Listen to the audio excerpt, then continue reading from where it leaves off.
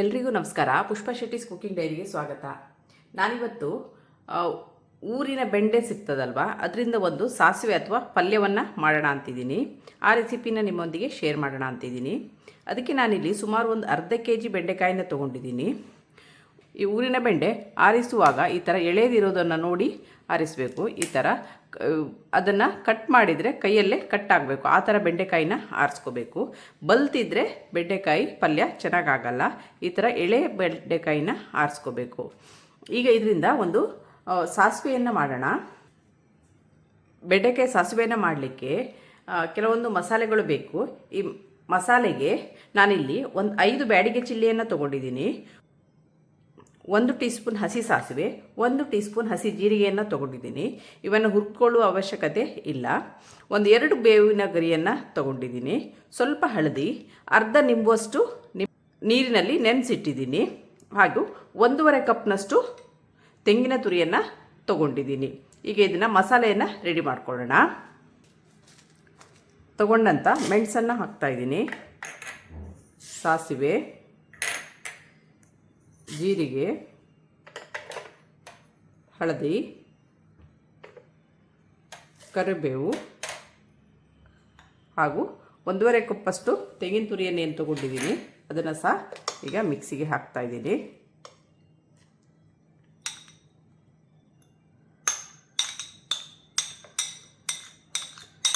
ಈಗ ತೆಂಗಿನ ತುರಿಯನ್ನು ಮಿಕ್ಸಿಗೆ ಹಾಕಿದ್ದೀನಿ. ಈಗ ಇದಕ್ಕೆ ಹಾಕ್ತಾಯಿದ್ದೀನಿ. ಇದನ್ನ ಈಗ ನಾವು ತರಿಯಾಗಿ ರುಬ್ಕೊಂಡು ಬರೋಣ.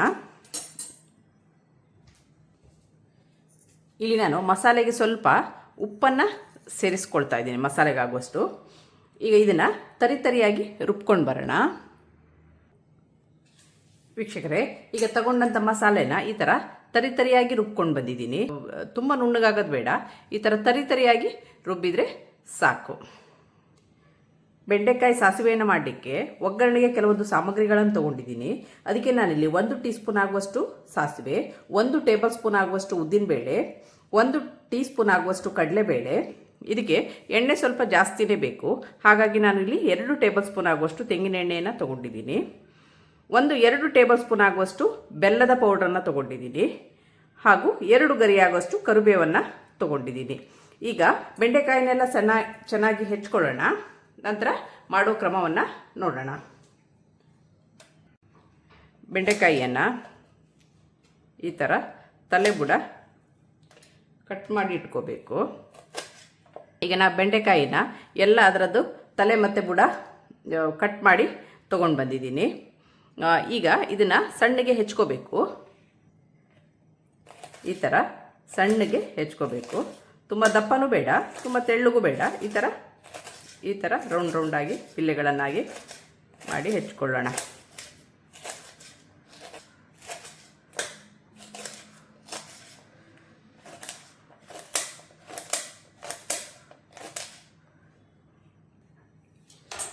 ವೀಕ್ಷಕರೇ, ಈಗ ನಾನು ತೊಗೊಂಡಂಥ ಬೆಂಡೆಕಾಯಿನೆಲ್ಲ ಈ ಸಣ್ಣ ಬಿಲ್ಲೆಗಳನ್ನಾಗಿ ಕಟ್ ಮಾಡ್ಕೊಂಡು ಬಂದಿದ್ದೀನಿ. ಈಗ ಇದನ್ನು ಮಾಡುವ ಕ್ರಮವನ್ನು ನೋಡೋಣ.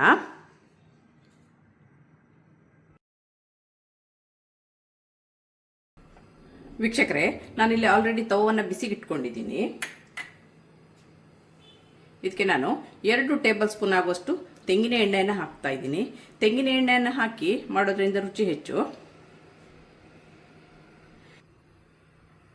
ಎಣ್ಣೆ ಈಗ ಬಿಸಿಯಾಗಿದೆ. ಈಗ ಸಾಸಿವೆಯನ್ನು ಹಾಕ್ತಾ ಇದ್ದೀನಿ.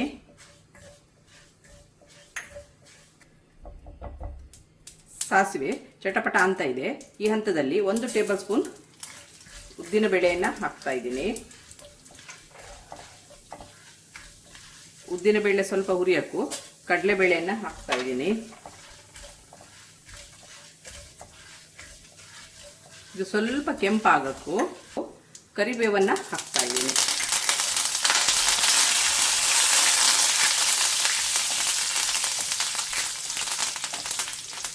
ಈಗ ನಾನೇನು ಕಟ್ ಮಾಡಿ ಇಟ್ಕೊಂಡಿದ್ದೀನಿ ಈ ಬೆಂಡೆಕಾಯಿನ ಹಾಕ್ತಾ ಇದ್ದೀನಿ.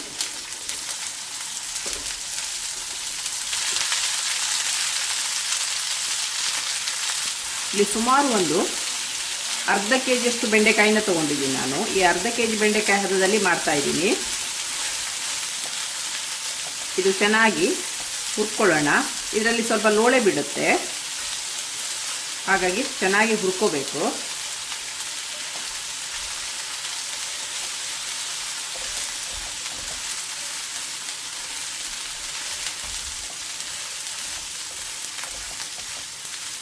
ನಮ್ಮ ಸೌತ್ ಕೇಂದ್ರದಲ್ಲಿ ಈ ಬೆಂಡೆಕಾಯಿಗೆ ಡಿಮ್ಯಾಂಡ್ ಜಾಸ್ತಿ.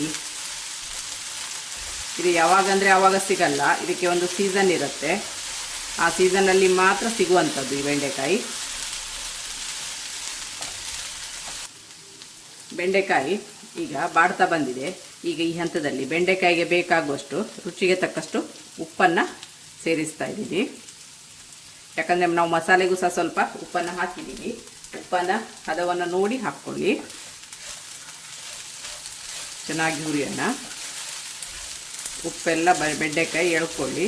ನೋಡಿ ಈಗ ಇದು ಲೋಳೆ ಎಲ್ಲ ಹೋಗಿದೆ, ಲೋಳೆ ಅಂಶ ಎಲ್ಲ ಹೋಗಿ ಇದು ಚೆನ್ನಾಗಿ ಬೆಂಡೆಕಾಯಿ ಬಾಡಿದೆ.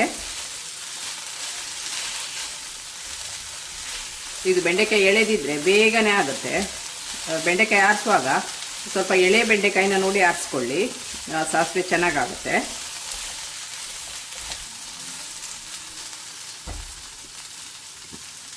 ಈಗ ಇದಕ್ಕೆ ಸ್ವಲ್ಪ ಬೆಲ್ಲವನ್ನು ಸೇರಿಸ್ತಾ ಇದ್ದೀನಿ. ನಾನಿಲ್ಲಿ ಹುಡಿ ಬೆಲ್ಲ ತೊಗೊಂಡಿದ್ದೀನಿ. ನಿಮ್ಮಲ್ಲಿ ಯಾವ ಬೆಲ್ಲ ಲಭ್ಯವಿದೆ ಅದನ್ನು ಹಾಕ್ಕೊಳ್ಳಿ. ಬೆಂಡೆಕಾಯಿ ಉಪ್ಪು ಮತ್ತು ಬೆಲ್ಲ ಚೆನ್ನಾಗಿ ಎಳ್ಕೊಳ್ಳಿ. ಬೆಂಡೆಕಾಯಿ ಸುಮಾರಾಗಿ ಬೆಂದಿದೆ. ಈಗ ಈ ಹಂತದಲ್ಲಿ ನಾವೇನು ಪೌಡ್ರ್ ಮಾಡಿ ಇಟ್ಕೊಂಡಿದ್ದೀನಿ ಈ ಪುಡಿಯನ್ನು ಇದಕ್ಕೆ ನಾನು ಸೇರಿಸ್ತಾ ಇದ್ದೀನಿ.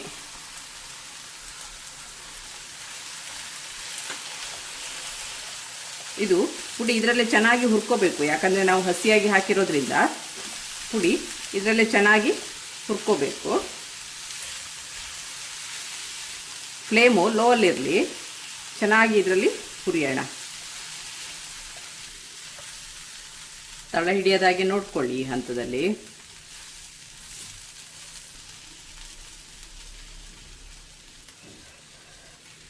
ಚಂದ ಸ್ವಲ್ಪ ಇದರಲ್ಲಿ ಬಾಡಲಿ.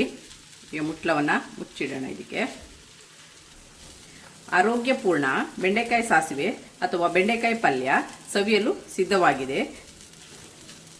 ಇದು ತುಂಬಾ ಚೆನ್ನಾಗಿರುತ್ತೆ. ಬೆಂಡೆಕಾಯಿ ಅಂತೂ ಆರೋಗ್ಯಕ್ಕೆ ತುಂಬಾ ಒಳ್ಳೆಯದು. ಈ ಥರ ಪಲ್ಯವನ್ನು ಮಾಡಿ ಇಟ್ಕೊಂಡ್ರೆ ಇದು ಎಲ್ಲದರ ಜೊತೆನೂ ಚೆನ್ನಾಗಾಗುತ್ತೆ.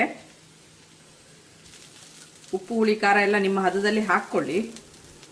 ಇಲ್ಲಿ ನಾನು ಹಾಕಿದ ಹದ ಸರಿಯಾಗಿದೆ. ಬೆಲ್ಲ ಬೇಕಾದರೆ ಇನ್ನೊಂದು ಸ್ವಲ್ಪ ಸೇರಿಸ್ಕೋಬೋದು. ನಾನಿಲ್ಲಿ 2 ಟೇಬಲ್ ಸ್ಪೂನ್ ಆಗುವಷ್ಟು ಬೆಲ್ಲವನ್ನು ಹಾಕಿದ್ದೀನಿ. ನಿಮಗೆ ಬೆಲ್ಲ ಕಮ್ಮಿ ಅನಿಸಿದರೆ ಸ್ವಲ್ಪ ಸೇರಿಸ್ಕೋಬೋದು. ವೀಕ್ಷಕರೇ, ಇದೀಗ ಆಗಿದೆ. ಇದಕ್ಕೆ ಸ್ವಲ್ಪ ಕೊತ್ತಂಬರಿ ಸೊಪ್ಪನ್ನು ಸೇರಿಸೋಣ. ಇದು ಆಪ್ಷನಲ್ಲು, ಬೇಕಾದರೆ ಹಾಕ್ಕೊಳ್ಳಿ, ಬೇಡ ಅಂದರೆ ಬಿಡ್ಬೋದು. ಉದುರುದ್ರಾದ ಬೆಂಡೆಕಾಯಿ ಸಾಸಿವೆ ಅಥವಾ ಬೆಂಡೆಕಾಯಿ ಪಲ್ಯ ಸವಿಯಲು ಸಿದ್ಧವಾಗಿದೆ. ನಿಮಗೆ ನನ್ನ ಈ ರೆಸಿಪಿ ಇಷ್ಟವಾದಲ್ಲಿ ಪುಷ್ಪಾ ಶೆಟ್ಟಿಸ್ ಕುಕಿಂಗ್ ಡೈರಿ ಇದಕ್ಕೆ ಒಂದು ಲೈಕ್ ಕೊಡಿ, ಶೇರ್ ಮಾಡಿ, ಕಮೆಂಟ್ ಮಾಡಿ. ಸಬ್ಸ್ಕ್ರೈಬ್ ಆಗಿಲ್ಲ ಅಂದರೆ ಸಬ್ಸ್ಕ್ರೈಬ್ ಆಗಿ, ಹಾಗೂ ನಿಮ್ಮ ಫ್ಯಾಮಿಲಿ ಮತ್ತು ಫ್ರೆಂಡ್ಸ್ಗಳ ಜೊತೆನೂ ಹಂಚಿಕೊಳ್ಳಿ. Thanks for watching.